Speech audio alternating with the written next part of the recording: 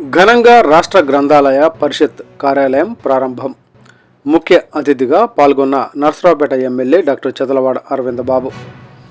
రాష్ట్ర గ్రంథాలయ పరిషత్ ఆధ్వర్యంలో ఏర్పాటు చేసిన సాఫ్ట్వేర్ కార్యాలయం ప్రారంభోత్సవ కార్యక్రమంలో నర్సరావుపేట ఎమ్మెల్యే డాక్టర్ చదలవాడ అరవింద బాబు ముఖ్య అతిథిగా పాల్గొన్నారు. ఈ కార్యక్రమం గ్రంథాలయాల ఆధునికీకరణకు మరియు డిజిటల్ సేవల విస్తరణకు ఒక ముఖ్యమైన అడుగుగా ఆయన అభివర్ణించారు. ఈ సందర్భంగా రాష్ట్ర గ్రంథాలయ పరిషత్ చైర్మన్ గోనుగుంట్ల కోటేశ్వరరావుని ఎమ్మెల్యే డాక్టర్ చదలవాడ అరవింద బాబు దుశ్శాలువాలతో ఘనంగా సత్కరించి శుభాకాంక్షలు తెలిపారు. ఈ కార్యక్రమంలో పాల్గొన్న ఇతర ప్రజాప్రతినిధులు, అధికారులు కూడా ఎమ్మెల్యే డాక్టర్ చదలవాడ అభినందించారు. ఈ సందర్భంగా ఎమ్మెల్యే డాక్టర్ చదలవాడ మాట్లాడుతూ, మారుతున్న కాలానికి అనుగుణంగా గ్రంథాలయ వ్యవస్థను సాంకేతిక పరిజ్ఞానంతో అనుసంధానం చేయడం అత్యవసరమని పేర్కొన్నారు.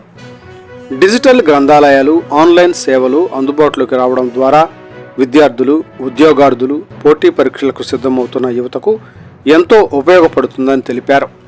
గ్రంథాలయాలను కేవలం పుస్తకాల కేంద్రాలుగా కాకుండా జ్ఞాన కేంద్రాలుగా అభివృద్ధి చేయాలని, గ్రామీణ ప్రాంతాల్లో కూడా ఆధునిక సదుపాయాలు కల్పించేందుకు ప్రభుత్వం కృషి చేస్తోందని ఆయన పేర్కొన్నారు.